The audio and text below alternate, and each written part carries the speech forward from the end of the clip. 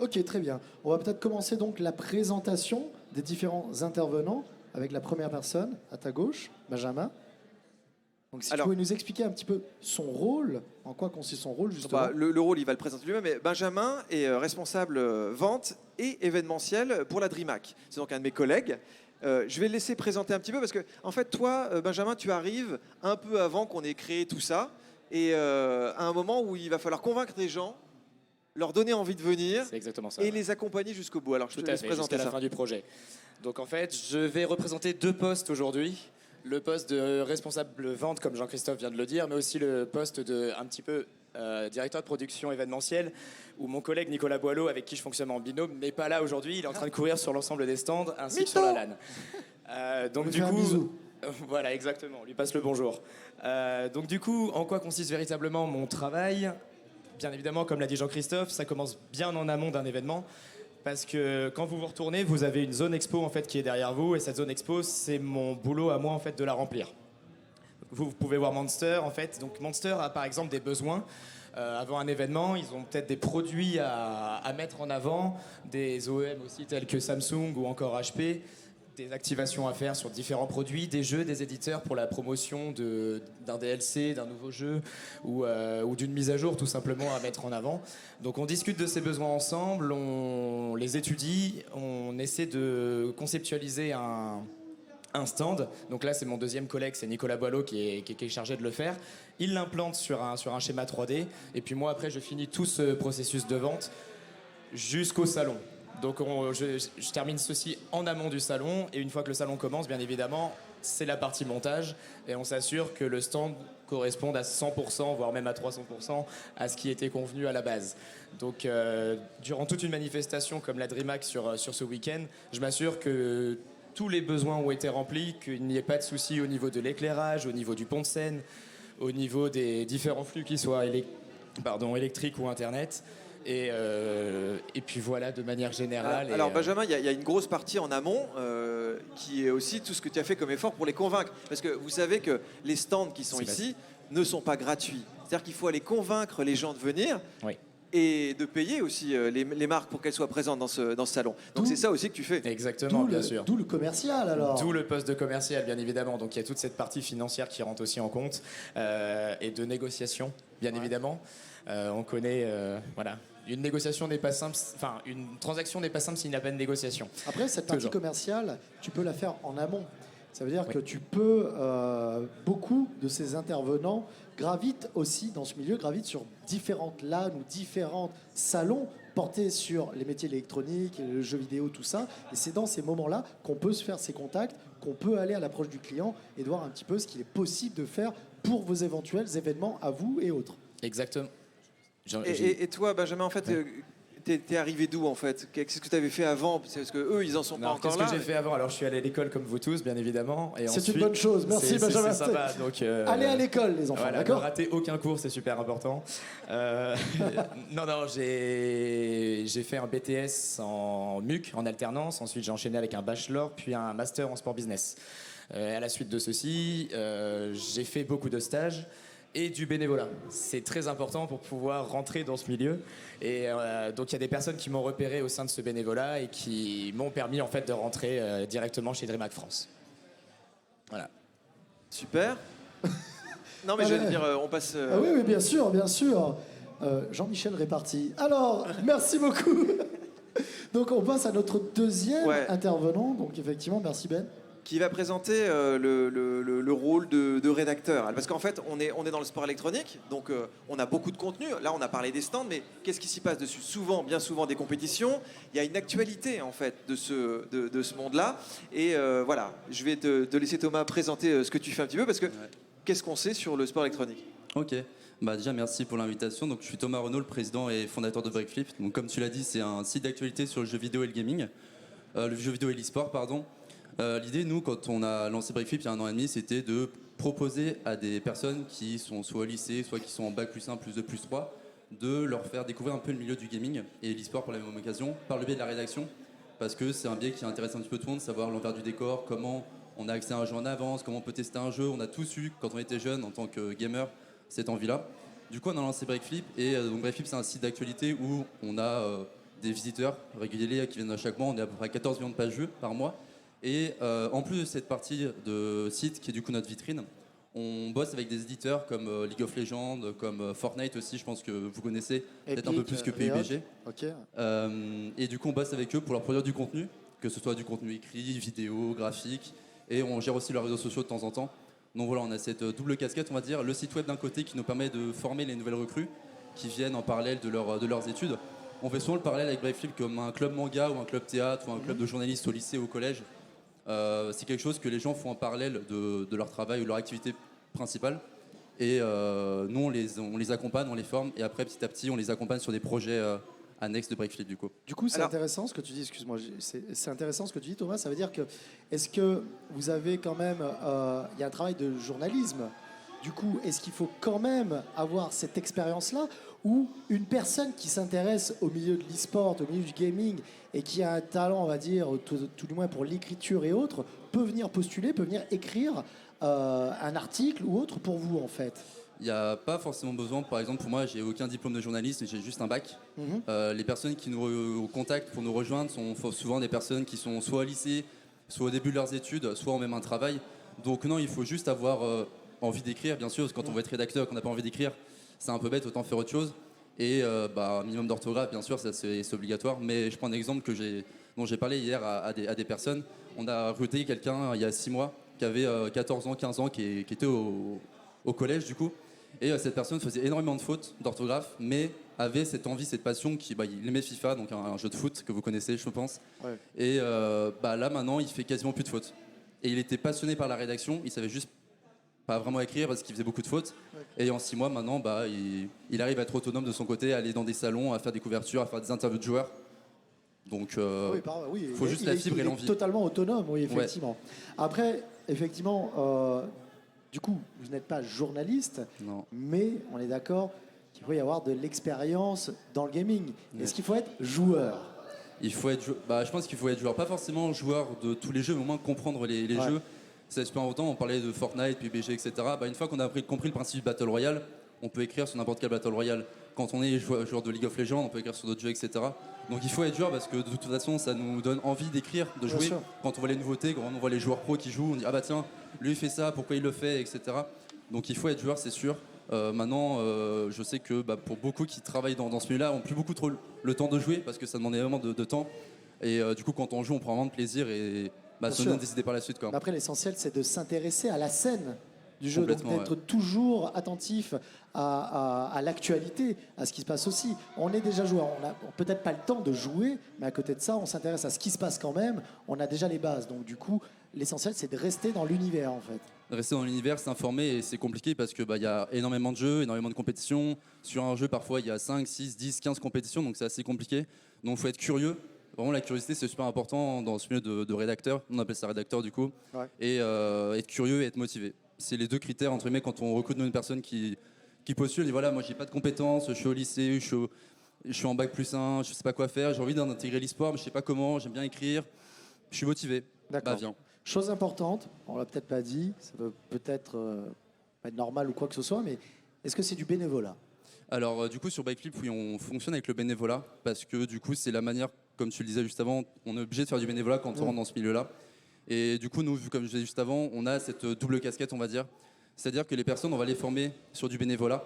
Et une fois qu'elles ont les compétences, les motivations, peut-être même les disponibilités, parce que certains peuvent écrire qu'un seul article par semaine, donc c'est compliqué de faire des projets en plus. Ces personnes-là, on va les accompagner sur des projets qu'on peut avoir, comme je disais tout à l'heure, avec les éditeurs, les League of Legends, Fortnite, etc. Et là, du coup, on va parler de pigistes qui ont bossé avec nous pour des actions précises, soit une fois dans l'année, une fois par semaine, une fois par mois. Et là, du coup, on va leur donner des actions qui sont ultra précises, qui sont du coup rémunérées vu que c'est de la pige. Ok, parfait. Merci Thomas, merci beaucoup. Merci. On passe à notre Quatrième. quatrième intervenant. Alors en fait, l'e-sport, toutes les scènes, tout ce qu'on monte, tout ce qu'on a montré, c'est sympa. Mais le mettre en scène, le montrer, que ça soit ici physiquement, sur l'écran géant, ou sur le net, et c'est pas la même chose, ça nécessite en fait pas mal de gens qui sont souvent cachés en arrière-scène. Et tu peux nous en parler, Arthur, je pense. Alors moi c'est Arthur, je travaille à Connect eSport et du coup aujourd'hui la production audiovisuelle on les voit pas sur scène, On a une équipe derrière de 10 à 15 personnes qui sont là pour capter ce que vous voyez ici. Donc ça peut être le caméraman qui est à ma droite ou le caméraman qui est à ma gauche, ou la caméra. Ça peut être aussi capter les images que l'on voit sur les jeux vidéo lors des compétitions. Nous, on récupère tout derrière et après, on diffuse tout. Donc la production, c'est ça, récupérer tout ce qui est son, tout ce qui est vidéo que vous avez sur scène, le capter, le diffuser, que ce soit en direct, sur les écrans géants ou même en stream. Et le mettre en scène, parce qu'en fait, des fois, il y a des incrustations d'écran. C'est ça. Il faut pouvoir expliquer quelque chose à un moment. Parce qu'en fait, si on se contentait de regarder simplement le jeu, on ne comprendrait pas forcément. Vous avez des cartes, vous rajoutez beaucoup de choses sur les écrans, les overlays.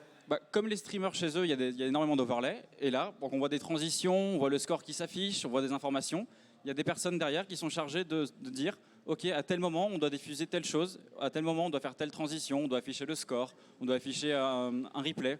Et donc, du coup, il y a des personnes qui sont derrière pour faire ça. On est vraiment sur une régie professionnelle comme une régie d'émission télé. En fait, c'est exactement la même chose. Là, derrière, on a même des personnes qui travaillent d'habitude à la télé et qui sont là avec nous pour ce week-end pour travailler sur cet événement. C'est le même matériel, les mêmes équipes, le même nombre de personnes. D'accord. Et vous êtes voué à travailler sur plusieurs événements, on vous appelle. Du coup, toi, tu travailles pour Connect eSport. Donc, on peut vous retrouver sur d'autres events, en fait. On vous appelle aussi.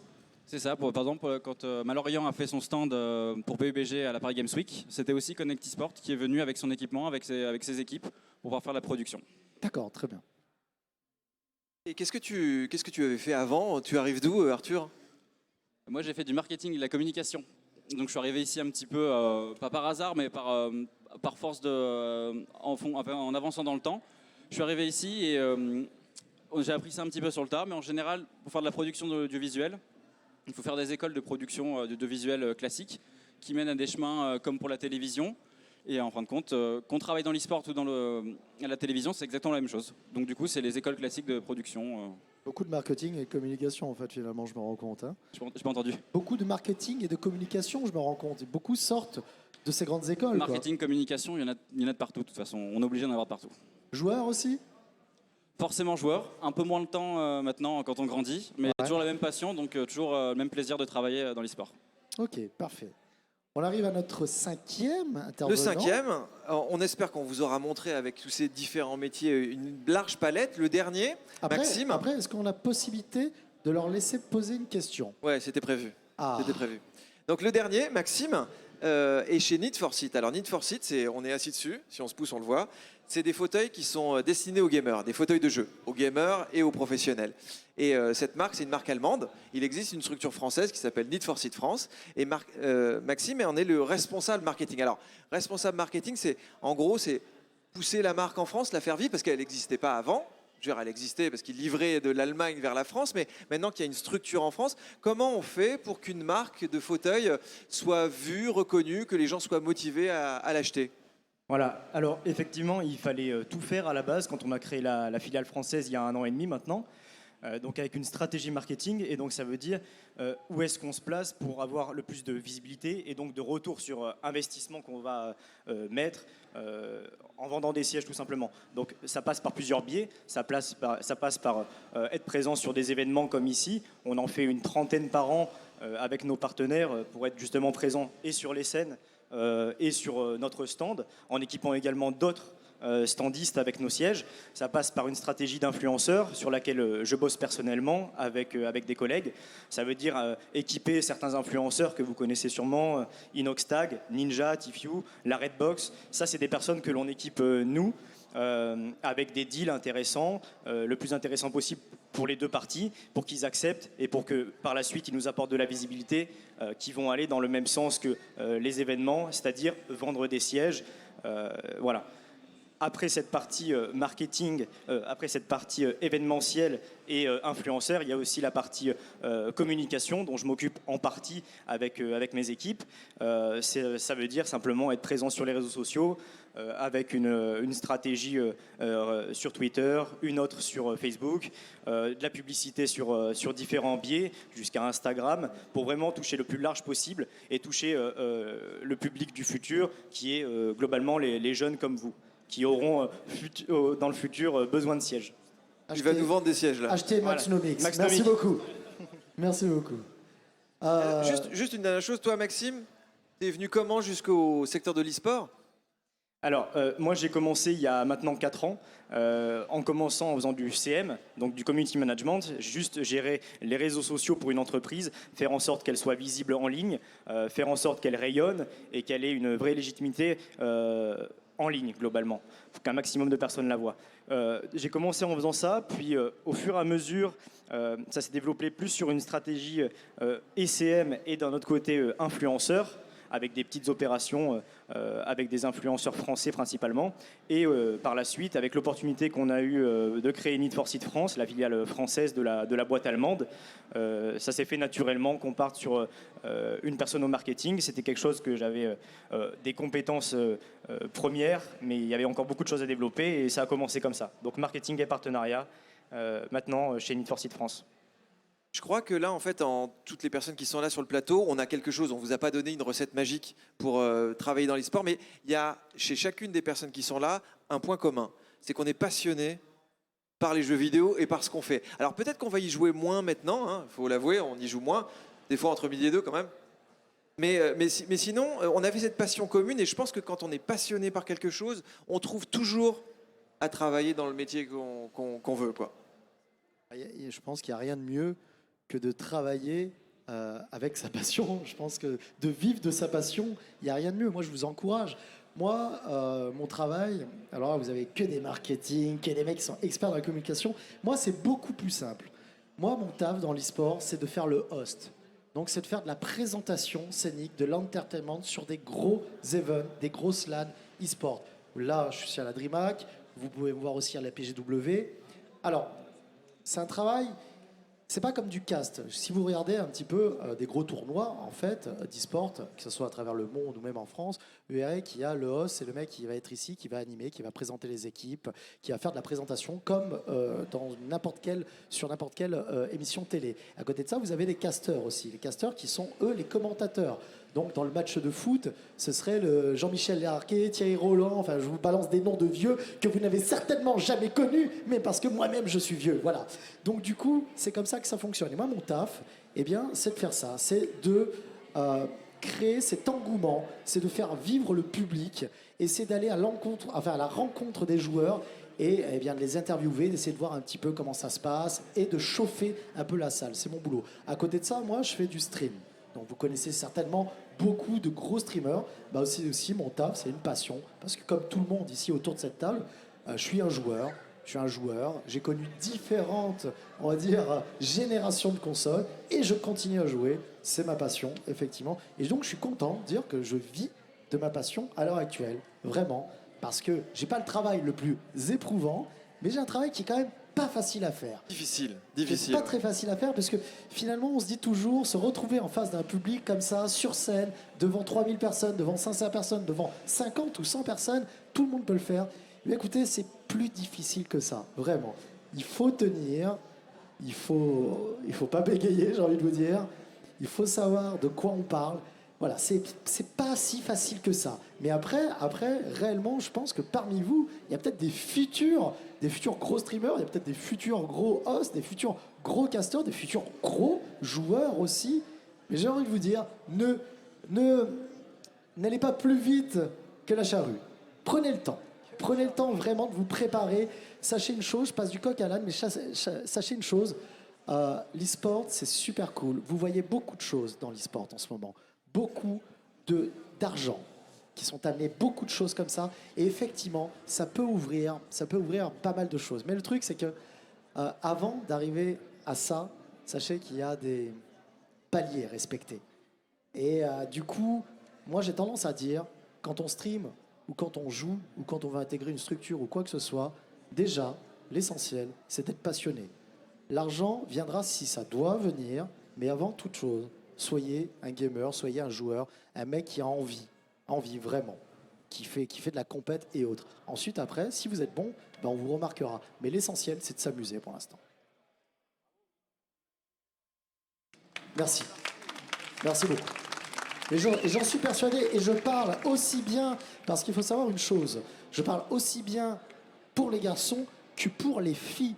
Parce que, contrairement à ce que vous pourrez penser, et réellement, les filles ont une très grosse place maintenant dans l'e-sport. Je vous le dis, elles sont de plus en plus fortes et parfois même meilleures à certains jeux que des joueurs masculins. Donc du coup, mesdames, n'hésitez pas, n'hésitez pas. Est-ce qu'il y a des filles qui jouent ici? Est-ce que vous jouez à... Ah, bah bien. Est-ce que vous jouez à Fortnite ou à PUBG? Qui joue à Smash? Parfait. Donc vous voyez, tout le monde joue. Moi, je viens d'une époque où réellement, les filles jouaient aussi, mais on mettait l'accent sur le côté masculin de la chose. Mais maintenant, on arrive à une époque où on est tous égaux et encore plus dans le jeu vidéo, je vous le dis. Donc du coup, c'est très intéressant et moi, j'invite vraiment toutes ces femmes, toutes ces filles à vraiment se lancer là-dedans parce que du coup, je pense qu'on est une grande famille et que mec ou pas mec, on s'en fout, quoi. Hein? Est-ce que vous avez des questions, les amis? Levez la main. Est-ce que tu as une question? Viens à moi. Viens. Comment tu t'appelles? Attends.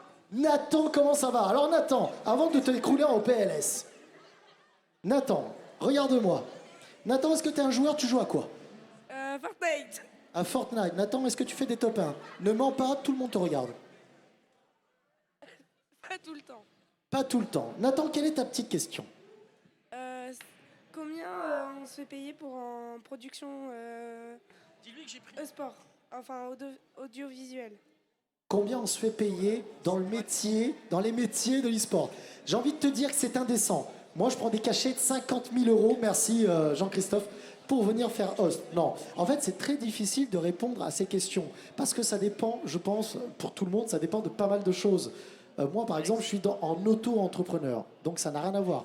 Ça veut dire que ça dépend, en fait, je parle pour moi, hein, bien entendu, ça dépend des gens qui viennent, qui me prospectent, qui me disent, voilà, Frédéric, on a un budget de temps et temps, est-ce que ça vous intéresse ou pas? Donc c'est fluctuant, ça peut être bien, ça peut être moins bien. Enfin, voilà, moi je suis jamais au même tarif, mais encore une fois, je répète, c'est parce que je suis auto-entrepreneur. C'est comme dans les entreprises normales, si tu veux. Alors moi, ça va, j'ai coup de chance, c'est moi le chef, donc je gagne bien ma vie. Il y en a d'autres qui, quand ils commencent, par exemple, ils sont super jeunes, et ben, ils vont commencer avec un salaire plus petit. Mais c'est la même chose que dans les entreprises normales. Alors évidemment, ta question, c'était peut-être combien gagne un joueur professionnel. Il y en a qui gagnent 20, 30, 40 000 par mois. Mais c'est comme dans la NBA. Quand tu fais une école de sport, de basket, tu vas pas forcément finir à la NBA. Mais tu peux trouver un métier qui va te plaire et qui est tout aussi sympa. Donc vraiment, il n'y a pas de salaire particulier. Ça dépend vraiment de ton métier. Est-ce que ça te convient, copain? Est-ce qu'il y a une autre question? N'hésitez pas, levez les mains, venez, viens à moi. Non? Viens pas à moi, reste où tu es. Comment tu t'appelles? Enzo. Enzo, est-ce que tu es un joueur, Enzo, aussi? Oui. À quoi tu joues, Enzo? Attention à ce que tu vas dire. Overwatch. Ah, Bien. ok, Enzo. Enzo, quelle est ta question alors? Quel est le jeu qui vous a le plus passionné? Oh, alors ça, tu sais que c'est une bonne question. JC, vas-y, commence, s'il te plaît. Portal 2. Portal 2, pas mal. Est-ce que tu connais Portal 2, copain? Non. Tu as quel âge? C'est un jeu solo. 15 ans. 15 ans, mon cœur saigne. Mais ça fait rien. Portal 2, c'est un jeu solo, effectivement, mais c'est un FPS, hein, c'est un FPS, mais très particulier. Très particulier. Je t'invite, tu vas sur YouTube, tu tapes Portal 2, tu verras un petit peu ce que c'est. Ben? Call of Duty Modern Warfare 1, c'est ce qui m'a permis en fait de, C'est vrai ouais, premier bien sûr, Modern Warfare de me de Call lancer of sur la scène FPS. Je suis un joueur console, je crois que je suis le seul au sein de DreamHack France, mais j'assume. Ok, Voilà. non mais attends, tu rigoles, je suis un joueur console. Donc du coup, C'est pour ça on va jouer ensemble. mais carrément Apex, le rendez-vous est noté, t'inquiète. Moi, Toi, moi j'en ai deux. vas-y. Il y en a un qui va peut-être vous faire rire un petit peu, mais c'est les Sims. J'ai beaucoup joué aux Sims. Ça a vraiment bercé mon enfance et World of Warcraft, les deux. Ouais, bah oui. Wow. Ouais, Voilà. Sims, mais j'ai envie de te dire, non, ça fait pas rire du tout, puisque les Sims restent un jeu qui est très, très joué dans le monde, hein, réellement. Il faut pas se leurrer. Si ça continue, si des extensions sortent Tous les 6 mois. tous les 6 mois, c'est que ça fonctionne. Donc du coup, non, c'est bien. Oh, les Sims. Alors moi j'ai débuté sur Age of Empire 2, Oh. donc ouais ça remonte. Ah putain, ouais. Et sinon j'ai passé quasiment toute mon enfance sur Dofus. Ouais, qui y a des joueurs de Dofus ici ou pas? Ok. Max? Alors moi j'ai passé beaucoup de temps quand j'avais à peu près votre âge sur CS, beaucoup d'heures, et puis plus dernièrement Fortnite sur console, sur PS4. Ah oui, c'est vrai. Ça, Tu avais aussi un record du monde, Maxime, tu peux le dire. J'ai aussi un record du monde en zombie sur, sur Call of Duty. C'est vrai? C'est un peu honteux, mais j'étais jeune. C'est bien. T'inquiète pas, là on 8 ne heures tue pas. d'affilée. Oui, c'est honteux. Arrête, Max, c'est pas possible. Moi, non, moi, ça serait beaucoup trop vieux, les gars, pour vous balancer mes jeux sur des consoles que vous n'avez certainement, enfin, sur lesquelles vous n'avez certainement pas joué, genre la NES et autres. Donc, moi, j'ai vraiment commencé à faire mes armes sur des consoles comme la NES ou l'Amstrad CPC 64 ou même la MSX, donc qui sont des vieilles consoles ou des premiers PC pour moi, vraiment. Donc ça allait à du Castlevania, du Super Mario, tout ça, en passant par Penguin Adventure, enfin j'en passe, c'est des meilleurs, des vieux jeux. Après moi, les grosses claques, je pense, si on devait arriver à la Play 1, ma première grosse claque à la Play, c'est une licence qui existe toujours, c'était Resident Evil. Ça a été ma première grosse claque. Le Resident Evil 1 a été ma première grosse... Je vous promets. Parce que quand on est habitué à jouer... Moi, j'avais déjà joué à Alone in the Dark, qui est un jeu français. Et Mikami, donc des années plus tard, a dit non, effectivement, j'ai copié Alone in the Dark. Alors que pendant des années, tout le monde s'est dit non, mais il ment, c'est pas vrai et tout. Eh bien, si vous n'avez jamais joué à Resident Evil, jouez à Alone in the Dark, mais Resident Evil, c'est vraiment ma première grosse claque. Et ma deuxième sur Play, je pense que c'était Metal Gear Solid. Vraiment. Alors, une autre question. Une fille. Tiens, allez, une fille. Bah si, c'était pour dire bonjour, c'est ça? Allez, est-ce qu'il y a une fille qui a une question? Attention à ce que tu vas dire. Allez. Personne? Qui a levé la main? Ah, Mister, là, regarde. Mister, ici. Salut, comment tu t'appelles? Ezan. Evan, c'est ça? Non, T-H-A-N. Ezan. Ezan. Voilà. Comme Ethan Hunt dans Mission Impossible. Oui. Yeah. Ezan, dis-moi, est-ce que tu es un joueur? Oui. Tu joues à quoi en ce moment? Minecraft. Minecraft, jeu qui est ultra joué. Encore, je fais un gros bisou à mon copain et Pierre, d'ailleurs, s'il nous regarde. Du coup, dis-moi, quelle est ta question, Ezan? Comment Minecraft est-il créé? Eh bien, écoute, je vais appeler son créateur en direct au téléphone, qui est multimilliardaire. Alors, c'est une très bonne question, mais j'ai envie de te dire que là, tu n'as pas du tout de concepteur de jeux vidéo. Donc, on ne pourra pas t'aiguiller là-dessus. Moi, je pars du principe qu'à mon avis, je me rappelle plus, comment il s'appelle d'ailleurs, le concepteur de Minecraft? Ouais.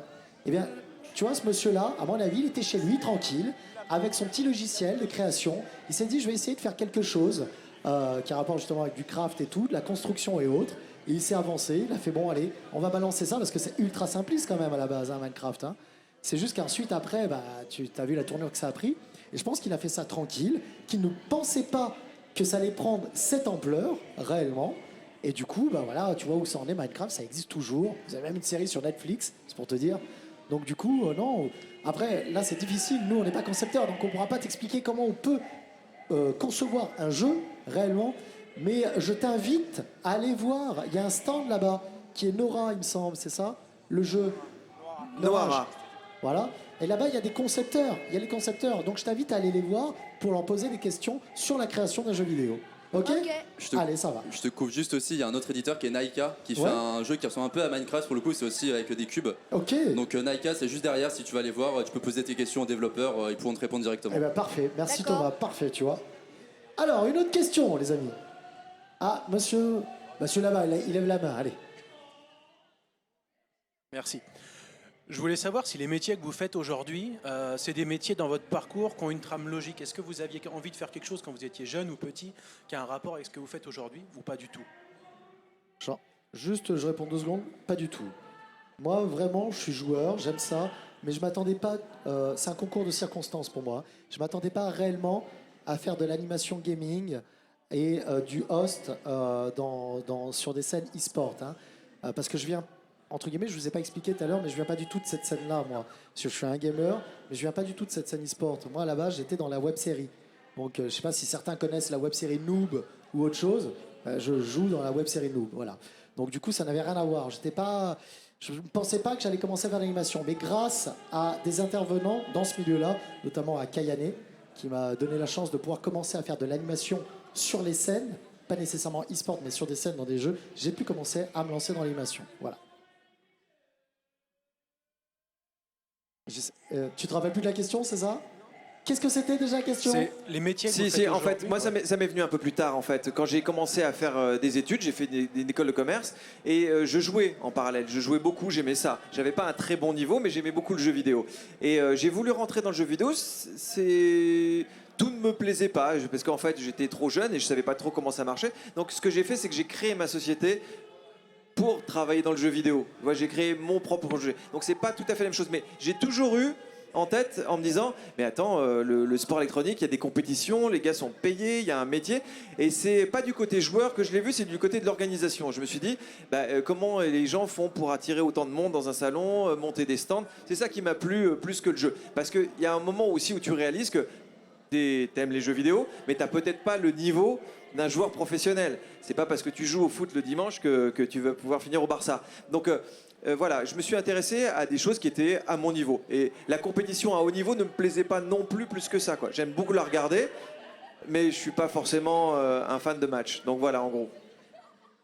Moi, du coup, c'est exactement pareil. Au début, je voulais être vétérinaire. Après, j'étais pas mal influencé par tout ce qu'on pouvait voir autour.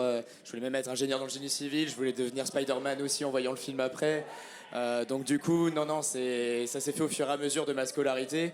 Et notamment après un voyage aux États-Unis où j'ai pu voir, en fait, vu que j'étais dans une école de sport business, de voir vraiment la culture qu'ont les Américains, en fait, vis-à-vis de la pratique du sport et également de l'e-sport aussi. Du sport tout court. Du sport tout court, ok. oui, bien évidemment. Et aussi de l'e-sport parce que c'est là-bas que j'ai pu visiter la Optic Gaming House, en fait. Donc à mon retour des États-Unis, j'ai décidé... Qu'est-ce que c'est l'Optic? Ah oui, pardon. Donc Optic Gaming, c'est une structure e-sportive, en fait, qui est sur plusieurs jeux, bien évidemment. C'est une structure professionnelle, notamment connue par son équipe, en fait, qui rafle tous les trophées sur Call of Duty. Voilà, donc comme je disais tout à l'heure, Call of Duty qui est mon jeu de cœur, ça m'a permis de faire en fait une connexion directement avec le milieu. Même si j'ai toujours été passionné joueur, ça m'a permis en fait de décaler un petit peu cette envie de travailler dans le sport, vu que l'e-sport et le sport sont deux marchés qui sont étroitement liés. Mais voilà, il y a beaucoup de postes dans le sport, mais c'est difficile aussi de les intégrer. Je me suis dit, il y a quelque chose à faire dans l'e-sport, c'est en train de grandir. On en entend parler beaucoup dans les médias, surtout depuis certaines années, et c'est pour ça que je me suis dit, allez, on va tenter quelque chose dedans. Ok. Thomas, toi alors? Moi, c'est un peu plus simple. J'étais du coup au lycée, je savais absolument pas ce que je voulais faire plus tard. Je faisais un bac S, ça me plaisait pas du tout. Et quand je suis rentré en seconde ou première, je sais plus, j'ai commencé du coup à écrire pour un site internet en bénévole. Et au fur et à mesure, j'ai vu que ça me plaisait. J'ai passé mon bac et après j'ai lancé Breakflip du coup avec des associés. D'accord. Donc Tu vis de ça à l'heure actuelle? ouais, on vit de ça au sein de Breakflip, ouais. Ok, d'accord, très bien. Alors moi du coup, complètement l'opposé. J'ai fait un bac STL, donc sciences et technologies de laboratoire. Et j'étais persuadé que je voulais travailler dans le génie chimique. Fin de compte, je me suis rendu compte que c'était pas du tout ce que je voulais faire. J'ai eu l'opportunité d'intégrer une école de communication. Ensuite, j'ai eu l'opportunité de travailler pour Fnatic sur les événements en France. Et c'est à ce moment-là que je me suis dit, ouais, c'est trop bien l'e-sport, je vais bosser dedans. Et c'est comme ça que par la suite, je me suis retrouvé à Connect eSport. Ok. Max? Alors, moi, j'ai toujours, depuis maintenant 8-10 ans, j'ai toujours été intéressé globalement par les influenceurs et ce qu'ils faisaient. Ça m'intéressait de bosser avec eux plutôt que juste de les regarder, les influenceurs, les youtubeurs de 2010 et avant. Et au final, ça s'est fait progressivement en commençant en poste de CM. Mais c'était quelque chose que j'avais toujours la vision, marketing et globalement de la vente, comment amener des ventes liées aux influenceurs en partie. Donc voilà, ça s'est fait comme ça. Finalement, on se rend compte, là, quand je vois vos parcours, nos parcours vraiment à tous, que cette génération qui est là en face de nous aura plus de facilité à se mettre dans le jeu vidéo et l'e-sport que nous, qui avons commencé avec nos études qui n'avaient rien à voir avec le jeu vidéo et où on sait, parce qu'à l'époque, il n'y avait pas ces structures, il n'y avait pas ces facilités en fait pour intégrer des écoles d'e-sport qui maintenant commencent à fleurir un peu partout en France. Donc vous, effectivement, vous faites partie de cette génération où vous aurez peut-être, alors je dis pas plus de facilité, mais tout du moins plus d'options et plus de moyens de pouvoir travailler dans les métiers du jeu vidéo, effectivement. Je rebondis juste sur ce que tu dis, sur les métiers du gaming et du jeu vidéo et de l'e-sport, etc. Finalement, tout ce qu'on vous présente comme métier, c'est des métiers qui existent dans on va dire, la vie traditionnelle.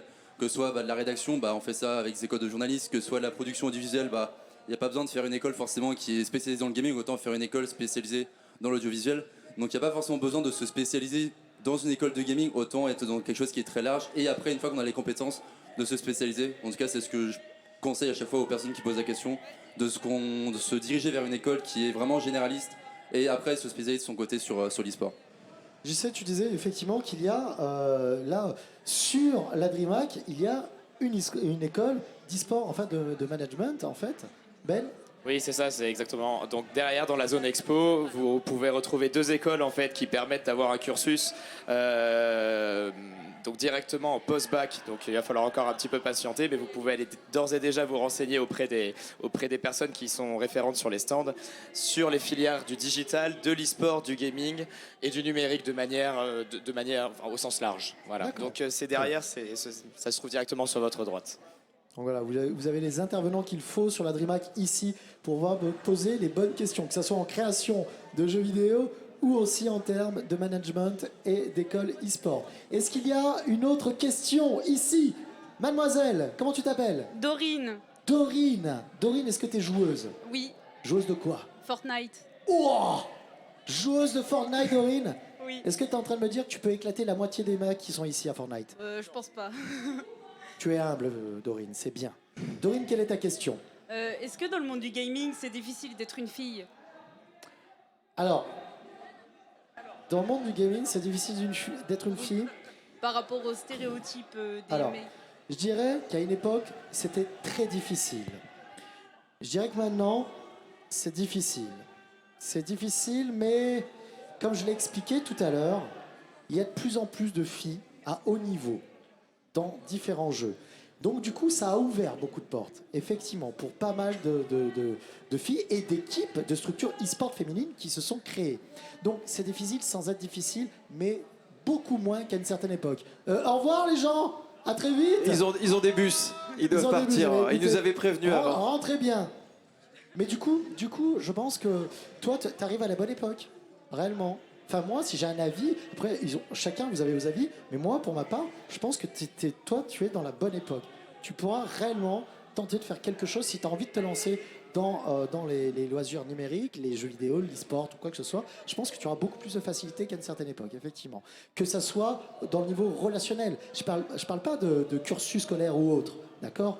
Je parle vraiment à niveau relationnel, tu vois? Donc, du coup, ouais...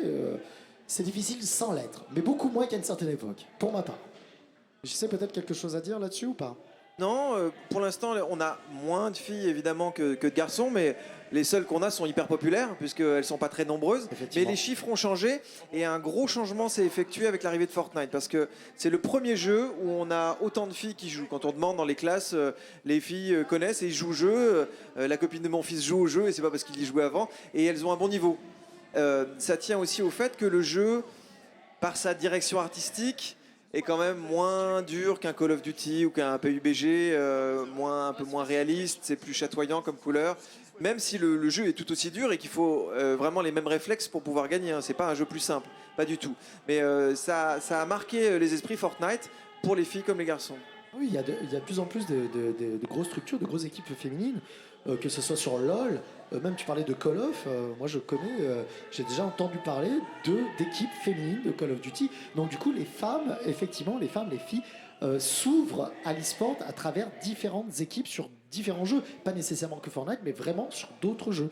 Donc du coup, oui, c'est bien. C'est l'avènement enfin de la gente féminine qui peut prouver qu'elles sont aussi bonnes que les hommes sur les sports et sur l'e-sport aussi. Donc voilà, il n'y a pas de problème. Moi, je connais pas mal de personnes qui sont très très bonnes dans leur milieu. Milano est très très bonne sur Fortnite. Donc oui, effectivement. Ouais. Les amis, alors, je crois... Oui, dis-moi. Juste rajouter quelque chose. Moi, je pense c'est pas facile aujourd'hui, mais c'est pas impossible. Et la preuve en est, c'est que sur la scène de la DreamHack Open, juste à gauche, tu as 2 hosts ce sont des filles et qui sont connues et reconnues internationalement comme les meilleures à leur niveau. Donc, c'est pas facile, c'est sûr, mais c'est pas impossible.